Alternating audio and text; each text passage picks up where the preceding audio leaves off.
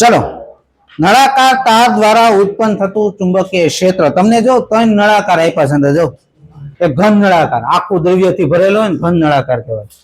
એક પાતળો પોલો નળાકાર, એની કવચ છે ને જાડાઈ હોય ને નળાકારની કવચ આને જાડી, આ કવચની જાડાઈ ઓછી હોય ને એને પાતળો પોલો નળાકાર કહેવાય.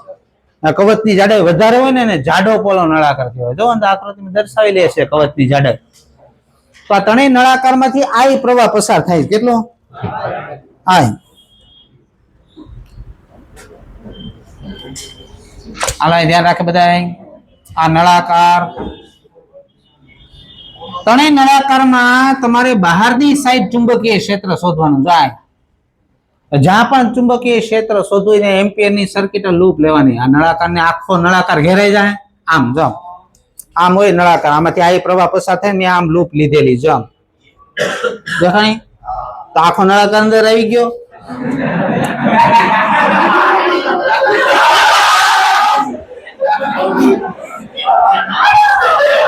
આવી છે ને અંદર.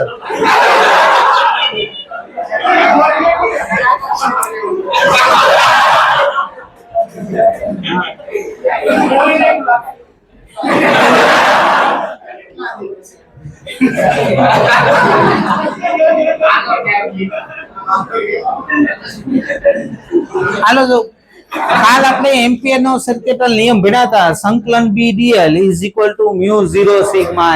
આ સિગ્મા એ શું છે? લૂપ વડે ઘેરાતો પ્રવાહ. આ નળાકારમાંથી કેટલો પ્રવાહ નીકળે છે? આમાંથી આ લૂપ ની અંદર આખો પ્રવાહ આવી જ ગયો ને. આ મૂકવાનું આય μ0. હવે સાંભળજો, મને એમ કે આ લૂપ ઉપર જેટલા પણ પોઈન્ટ છે બધા અક્ષથી એક સરખા અંતરે આવે કે અલગ અલગ અંતરે આવે?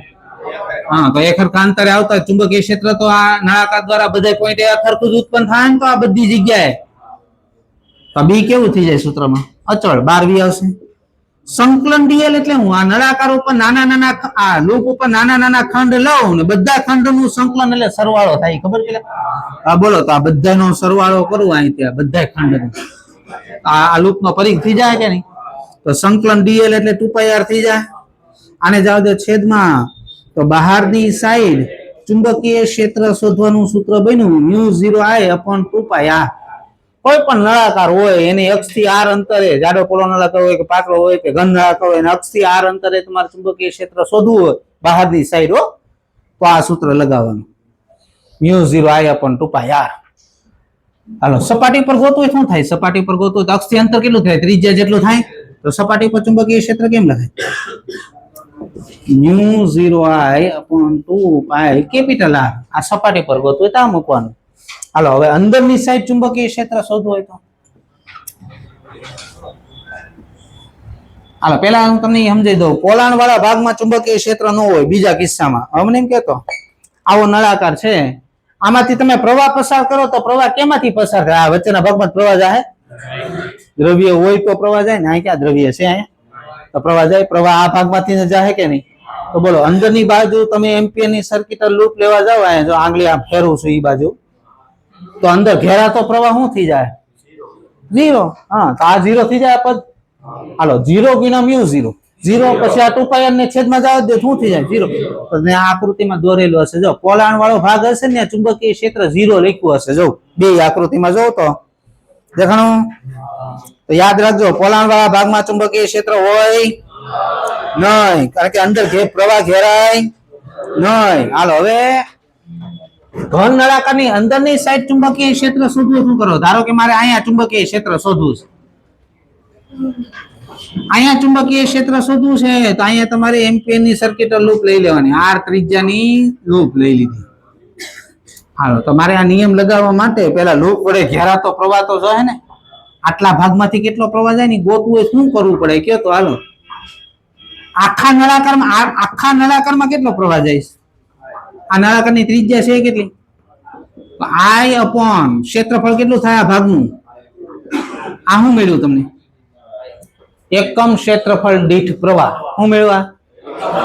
એકમ ક્ષેત્રફળમાં આટલો પ્રવાહ જાય છે. હવે આ ભાગ તમે લીધો છે એનું ક્ષેત્રફળ કેટલું થાય? પાઇપ ઉડી ગયા.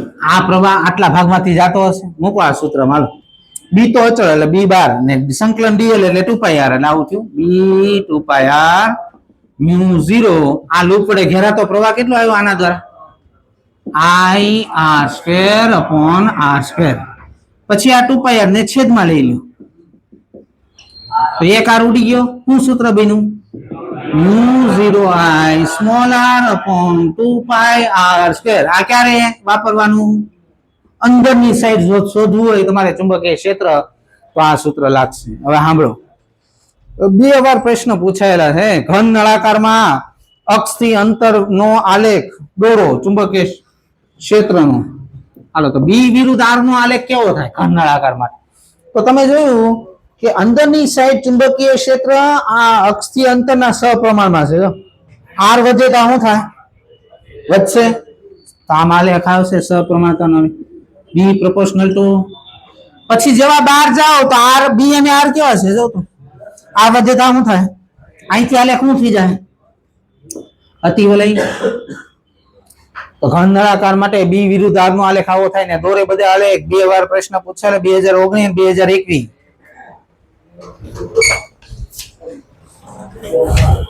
પ્રશ્ન નંબર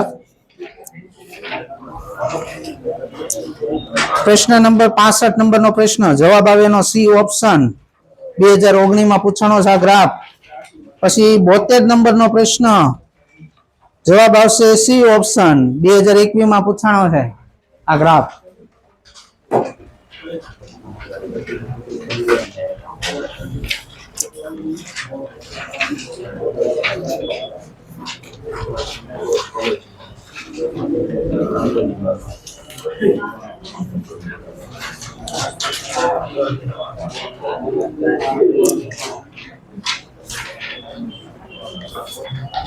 હાલો દોડને ખા ગ્રાફ હાલો હવે એની પછી આવે જાડા નળાકાર કવચમાં ચુંબકીય ક્ષેત્ર શોધવું હોય તો અહીં ધ્યાન રાખવાનું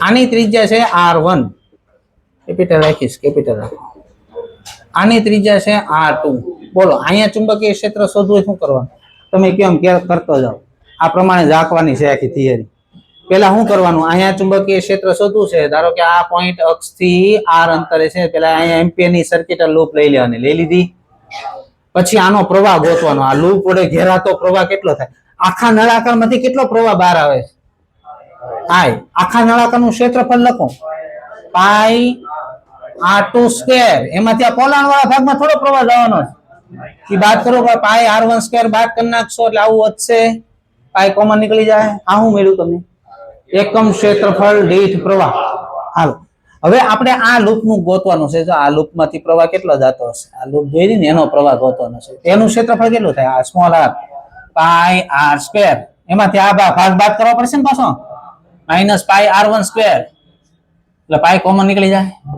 આ પાઈ ઉડી ગયા આ તમને પ્રવાહ મળ્યો કયા ભાગમાંથી જો આટલા ભાગમાંથી છે ને આ ભાગ ગયો ને આ ભાગમાંથી આટલો પ્રવાહ જતો હશે જો આટલો આટલી ખબર પડી હાલો હવે સિગ્મા e ની જગ્યા મૂકશો અહીંયા μ0 ગુણાકાર કરી નાખો એટલે આ બાજુ સંકલન b dl આવવાનું છે સંકલન dl એટલે 2πr ને છેદમાં લઈ લો અહીંયા એમ મૂક દઉં છું 2πr હાલો બાકી આખું સૂત્ર લખો હવે μ0I upon 2πr r² minus r1² upon r2² minus r1² આ સૂત્ર અહીંયા લખ્યું હશે જો આનો દાખલો મેં મૂક્યો છે ક્યારેક આવશે આનો દાખલો તમારે હાલો આટલું આવડ્યું બધાને કોઈને પ્રોબ્લેમ હોય કોઈ થિયરી હાલતી હોય ન ખબર પડે પૂછી શકો છો તમે બીજી વાર આપણે કીધું જ છે દાખલો હાલતો હોય થિયરી હાલતી ન આવડતું હોય પૂછવાનું આનું આમ કેમ થયું તો જવાબ આપી દઈ સમજાણું હાલો એની પછી આવે સોલેનોઇડ અમુક કે સાહેબ ખબર નથી પડતી પૂછું શું મારે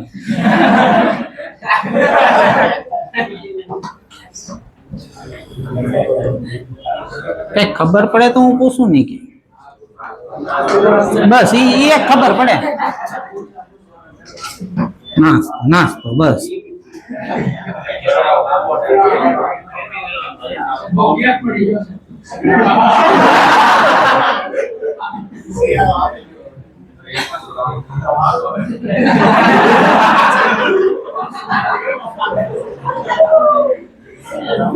આજ મોજમાં આવી ગયા લાગે. આ તાને લે સાહેબ રમત કરતા હતા એટલે મને લાગે મોજમાં આવી ગયા લાગે હે ને. મહાદેવ ને પતિદેવ ને એવું બોલતા ને. હાલો બસ આપણે આવ્યા બાળકો સોલેનોઇડ. શું આવ્યા? સોલેનોઇડ શું છે? બાજુ બાજુમાં નજીક મૂકેલી રિંગ નું આખું ગ્રુપ છે એને સોલેનોઇડ કહેવાય. આ સોલેનોઇડ કહેવાય. જાણે આ બધી રિંગો બાજુ બાજુ મૂકી દો એટલે સોલેનોઇડ થાય. હવે અહીંયા ધારો કે સોલેનોઇડમાં તમારે ચુંબકીય ક્ષેત્ર શોધવું છે. આ પોઈન્ટ આગળ પહેલા શું કરવાનું? આ પોઈન્ટે લંબ દોર નાખવાનો, પછી આ બે છેડાને અહીંયા જોડવાના. જોડી દીધા. આ જે લંબ આરે જે ખૂણા બને ને ખૂણા નામ આપવાના, θ1 θ2. આ જગ્યાએ ચુંબકીય ક્ષેત્ર શોધવાનું સૂત્ર છે u0ni/2 sin θ1 plus sin θ2. આ પરિમિત લંબાઈના સોલેનોઇડ દ્વારા ઉત્પન્ન થતું ચુંબકીય ક્ષેત્ર. પરિમિત લંબાઈ એટલે શું? ચોક્કસ લેન્થ હોવી જોઈએ. l લંબાઈનો સોલેનોઇડ છે. આમાં આટાની સંખ્યા n હોય. આ સ્મોલ n દેખાય ને એકમ લંબાઈ દીઠ આટાની સંખ્યા છે. ટોટલ આટા કેટલા છે? ટોટલ લંબાઈ કેટલી? આને બોલે એકમ લંબાઈ દીઠ આટા. શું બોલે? હાલો પરિમિત લંબાઈનો સોલેનોઇડ ને તો આ સૂત્ર મૂકવાનું. હવે અનંત લંબાઈનો હોય તો આની લંબાઈ વધારશો તો શું થાય? જો આ લંબાઈ વધારી.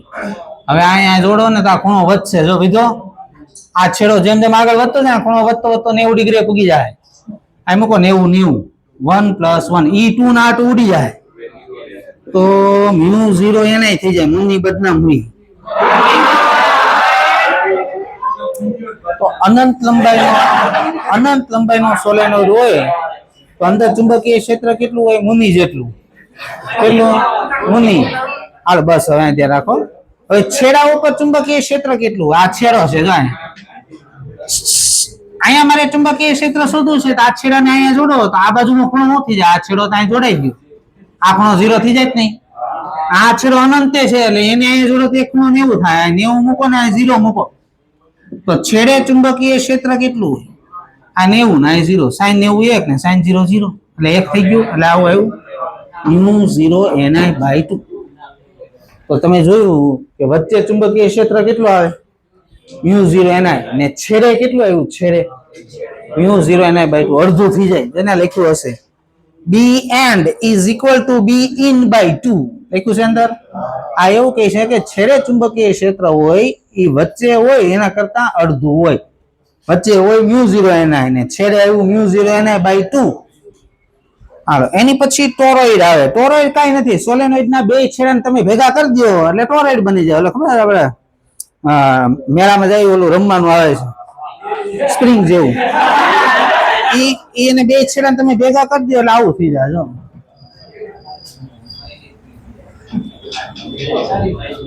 આને ટોરોઇડ કહેવાય. ધારો કે મેં સોલિડ ના બે છેડાને ભેગા કરીને r ત્રિજ્યા વાળો ટોરોઇડ બનાવ્યો છે તો આ સોલેનોઇડ જ. તો ચુંબકીય ક્ષેત્રનું સૂત્ર આ જ લાગશે. b = μ0ni જ લાગવાનું છે. સાંભળો છો આ તમને કે ટોરોઇડમાં આટા n છે કેટલા?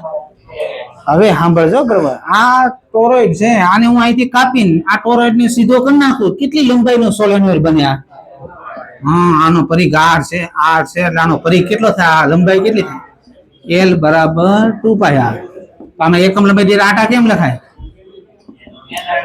આમાં n આટા હોય ને એની લંબાઈ છે 2πr. બસ આટલો ફરક આવે. આમાં એકમ લંબાઈની આટા હોય ને n/l આવે ને આમાં એકમ લંબાઈ દીઠ આટા લખવાનું છે n/2πr આવે. હવે સાંભળ મને એમ કે આની બહારની સાઈડ ચુંબકીય ક્ષેત્ર અહીંયા કેટલું હોવું જોઈએ કયો? આ તો અંદરની સાઈડ નું સૂત્ર. અહીંયા કેટલું? 0.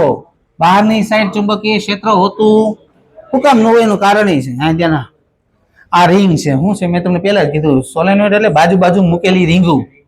હવે આનું ચુંબકીય ક્ષેત્ર બહાર નીકળે એ પહેલા બીજી રિંગ આવી જાય એમાંથી પસાર થાય. એમાંથી બહાર નીકળવાની તૈયારી કરે તો ત્રીજી રિંગ આવી જાય. એટલે આની અંદર અંદર જ જાય બહાર નીકળી શકે તો ત્યાં તમે જો ને બહારની બાજુ 0 લખેલું દેખાતું હશે. જો યાદ રાખજો સોલેનોઇડ ની બહારની સાઈડ કોઈ જાતનું ચુંબકીય ક્ષેત્ર હોતું નથી, ખાલી અંદર જ હોય.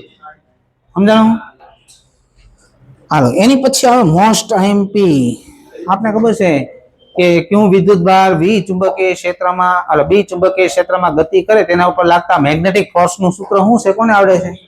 ક્યુ વી ક્રોસ બી શું સૂત્ર છે? ક્યુ વી ક્રોસ બી એટલે ક્યુબી બી સાઈન થીટા. હાલો હવે ત્રણ કન્ડિશન છે એટલી. હાલ આની ઉપરથી નીટમાં લગભગ 20 દાખલા હશે પૂછાયેલા.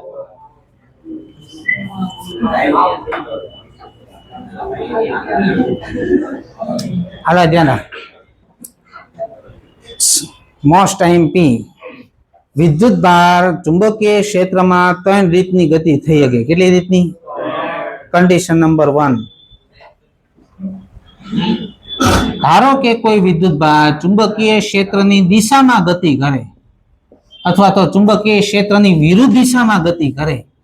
હાલો વિદ્યુત ભાર ચુંબકીય ક્ષેત્રની દિશામાં ગતિ કરે ખૂણો કેટલો બને? V અને B વચ્ચે 0 ડિગ્રી. વિરુદ્ધ દિશામાં ગતિ કરે તો 180 ડિગ્રી. ઓકે આપણે મેં તમને હમણાં કીધું ચુંબકીય બળનું સૂત્ર છે Q V ક્રોસ B એટલે QVB મૂકો તો અહીંયા 0 મૂકો તો sin 0 0 180 sin પાઈ 0 થાય તો મેગ્નેટિક ફોર્સ શું થઈ જાય? હવે મને એમ કે આની પર બળ જ ન લાગે તો આ સુરેખ ગતિ કરવાનો. તો સુરેખ ગતિ ક્યારે કરે? યાદ રાખજો કોઈ પણ વિદ્યુત ભાર વિદ્યુત ચુંબકીય ક્ષેત્રની દિશામાં ગતિ કરતો હોય કાં તો વિરુદ્ધ દિશામાં ગતિ કરતો હોય એનો ગતિપથ કેવો રહે? સુરેખ. આ કન્ડિશન નંબર 1. Condition number 2. ધારો કે ચુંબકીય ક્ષેત્ર ક્રોસ એટલે આપણે આગળ ભણાવ્યું ચુંબકીય ક્ષેત્ર અંદરની બાજુ છે. કઈ બાજુ? ને કોઈ વિદ્યુત ભાર દાખલ થયો આમાં લંબ, કારણ કે બી અંદર છે ને બી આમ છે તો બે કેવા છે એકબીજાને? બી અને બી વચ્ચેનો ખૂણો કેટલો થયો? 90 ડિગ્રી. હાલો હવે ફેરવો તો વી ક્રોસ બી ની દિશામાં. મેગ્નેટિક ફોર્સ નું સૂત્ર શું છે? ક્યુ વી ક્રોસ બી અને ડાયરેક્શન વી ક્રોસ બી ની દિશામાં હોય.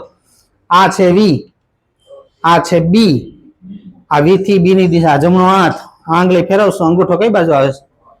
આની પર મેગ્નેટિક ફોર્સ લાગશે ઉપરની બાજુ. હવે સાંભળજો મેગ્નેટિક ફોર્સ વેગને લંબ આવ્યો છે. એક જ એવી ગતિ છે કઈ? હજી આખો બોલો. નિયમિત વર્તુળમય ગતિ. નિયમિત વર્તુળમય ગતિમાં જ બળ વેગને લંબ હોય. એમાં તો આમાં કઈ ગતિ થવી જોઈએ? નિયમિત વર્તુળમય ગતિ. હાલો હવે આપને ખબર છે જેવો વિદ્યુત ભાર ચુંબકીય ક્ષેત્રને લંબ દાખલ થાય એટલે ડાયરેક્ટ ફરવા જ મળશે, આમ વર્તુળમય ગતિ કરવા મળશે નિયમિત. હવે તમે જોવો ને તો કેન્દ્ર તરફ કેવું બળ આવ્યું? આપણે ખબર નિયમિત વર્તુળમય ગતિમાં કેન્દ્રગામી બળ જોઈ, એના વગર થાય નહીં. તો કેન્દ્ર તરફ જે પણ બળ આવતું હોય કેન્દ્રગામી બળ હોય. તો કેન્દ્ર તરફ કેવું બળ દેખાય છે? હાલો તો QVB sin થીટા થીટા ને એવું આવી ગયો sin એવું એક થઈ જાય. આજ કેન્દ્રગામી બળ પૂરું પાડતો હશે. એક વી ઉડી ગયા. આર આ બાજુ QB છેદમાં તો ત્રિજ્યાનું સૂત્ર બન્યું MV/QB. આટલી ત્રિજ્યામાં નિયમિત વર્તુળમય ગતિ કરે વિદ્યુત ભાર. હવે આ સૂત્રને બીજા બે ત્રણ સ્વરૂપમાં રૂપાંતર કરી. MV એટલે વેગમાન થાય, P/QB લખાય. P એટલે ગતિ ઊર્જાના સ્વરૂપમાં લખો તો √2mk. ગતિ ઊર્જાના સ્વરૂપમાં સૂત્ર લખવું તો આમાં લખાય √2mk/QB. વોલ્ટેજના સ્વરૂપમાં લખવું હોય તો ઇલેક્ટ્રોસ્ટેટિક્સ આપણે હમણાં જ ભણ્યા U બરાબર QV આવ્યું હતું એટલે U બરાબર K થાય ગતિ ઊર્જા. તો અહીં QV મૂકી ગયો એટલે આમાં લખાય √2mQV/QB. આ બધાના દાખલા છે નીટમાં પૂછાયેલા. બધા ચારે આ જેટલા સૂત્ર દેખાય ને બધાના દાખલા આવી ગયેલા નીટમાં. તો ત્રિજ્યાના આટલા સૂત્ર છે MV/QB, P/QB, √2mk/QB, √2mk ની જગ્યાએ QV મૂકવાનું QV/QB. હવે આપણે અહીં ધ્યાન રાખો આવર્તકાળનું સૂત્ર તારેવી. V બરાબર R ઓમેગા મૂકો અહીંયા. હું R ઓમેગા. હાલો R ઉડી ગયા. ઓમેગા બરાબર 2π/T મૂકશો અહીંયા તો T અહીંયા આવશે ને. T બરાબર 2πm/QB. આ એક રાઉન્ડ ફરતા આટલો સમય લાગશે. આવર્તકાળ છે. શું છે આ? એક રાઉન્ડ ફરતા કેટલો સમય લાગે? 2πm/QB જેટલો. હાલો બે સૂત્ર યાદ રાખજો, ત્રિજ્યાના સૂત્ર અને આવર્તકાળના સૂત્ર. હાલો કન્ડિશન નંબર 3. હવે ત્રણ ખૂણા આવી ગયા. જો V અને B વચ્ચેના ત્રણ ખૂણા આવ્યા. 0 આવ્યો, 90 આવ્યો ને 180. આની સિવાયનો કોઈ ખૂણો હોય તો ધારો કે કોઈ વિદ્યુત ભાર ચુંબકીય ક્ષેત્ર સાથે આની કોઈ સિવાયનો ખૂણો, આ ત્રણ સિવાયનો ધારો કે 45 ડિગ્રી ખૂણે દાખલ થયો V વેગથી. હાલો ધ્યાન રાખે આનો આ બાજુ ઘટક કેવો પડે? એટલે આ બાજુ ઘટક કયો પડશે? હવે સાંભળો, આ વી સાઈન થીટા બી ની દિશામાં આવી ગયો. કન્ડિશન નંબર 1 થઈ ગયું. બે વચ્ચે ખૂણો 0 ના બે વચ્ચે. તો આના કારણે કઈ ગતિ થાય ને કઈ ગતિ લખી છે? સુરેખ ગતિ થાય. આને લંબ આવ્યો જો, આના કારણે નિયમિત વર્તુળમય ગતિ થાય. જો આના કારણે આમાં બે ગતિ હારે થાય. સુરેખ ગતિ આના કારણે થાય, નિયમિત વર્તુળમય ગતિ આના કારણે થાય. આગળ જતો ને હરો ફરતો જાય ને આમ થાય. આવી ગતિને ત્રણ નામ છે. ત્રણેયમાંથી ગમે નામ બોલે ને હરકું થાય. સર્પાકાર બોલે, હેલિકલ બોલે અથવા તો સ્પાઇરલ બોલે. સર્પાકાર, હેલિકલ, સ્પાઇરલ ગમે તે બોલે, આ એક જ વસ્તુ થાય. ધ્યાન રાખજો. હાલો, હવે મને એમ કહો તો આમાં ત્રિજ્યાનું સૂત્ર શું બનશે? અહીંયા તમે જોશો વર્તુળમય ગતિ વી સાઈન થીટા ના કારણે થાય. કોના કારણે? તો ત્રિજ્યાનું સૂત્ર છે ને એમ વી, ત્યાં વી ની જગ્યાએ મૂકવાનું વી સાઈન થીટા બાય ક્યુબી. હવે તમે જો આવર્તકાળમાં વેગ આવતો જ નથી. આમ આવર્તકાળનું સૂત્ર એનું જ રહે 2πm/ક્યુબી. હવે વાત કરવી પેચ અંતરની. પેચ અંતર કયા કેવાય કોને ખબર હોવી જોઈએ. આપણે માઇક્રોમીટર સ્ક્રૂ ગેજમાં કીધું તો કોઈ પણ વસ્તુ એક વખત કરે ને જેટલું આગળ વધે ને પેચ અંતર કહેવાય. પીચ કયો, પેચ અંતર કયો. તો આ એક વખત કરતા કેટલો સમય લાગે? આગળ ક્યાં ઘટકના કારણે જાય છે? આના કારણે કે આના કારણે? હા, આ વેગ છે, આ સમય છે. એક રાઉન્ડ ફરતા આટલો સમય લાગે. વેગ બરાબર અંતર ભાગ્યા સમય, તો અંતર બરાબર વેગ ઇન્ટુ સમય. આનો નાનો ગુણાકાર કરશો એટલે એક રાઉન્ડ ફરે ને જેટલો આગળ વધે ને મળી જાય. કરો આ બેન ગુણાકાર. પેચ અંતરનું સૂત્ર થાય 2πmv cos θ બાય ક્યુબી. આને બોલાય પેચ અંતર અથવા તો પીચ. હાલા, ત્રણેય કન્ડિશન ધ્યાનથી જો. આમાંથી 20 MCQ પૂછાણા નીટમાં. આ ત્રણ બોર્ડ ઉપર દેખાય ને એટલામાં.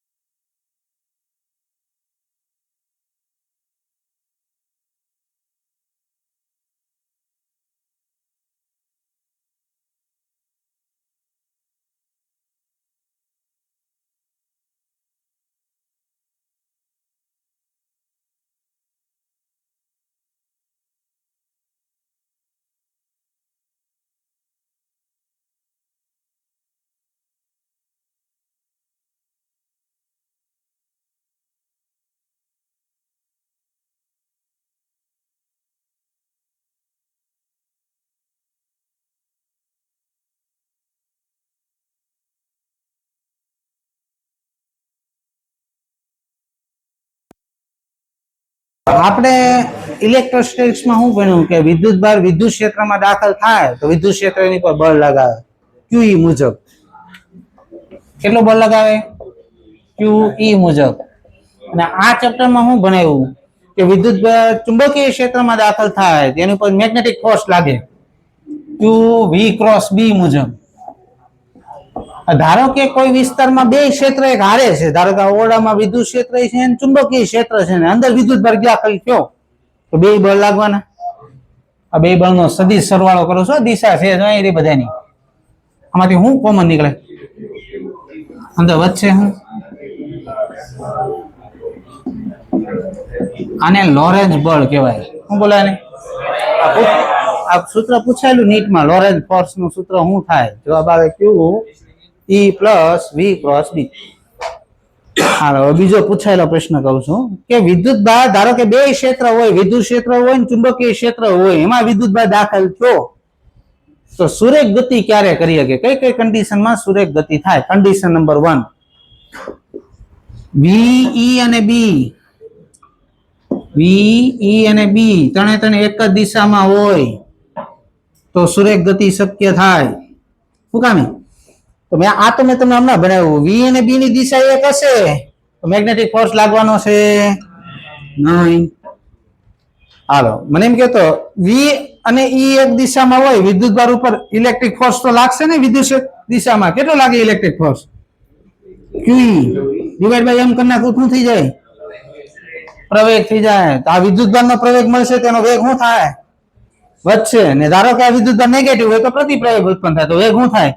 તો માર્ગ તો એનો સુરેખ જ રહે ને. આ બાજુ વિદ્યુતભાર ગતિ કરે છે, કાં તો આમ બળ લાગશે કાં તો આમ લાગશે. માર્ગ કેવો એનો રહે? સુરેખ. એને લખ્યું હશે જો.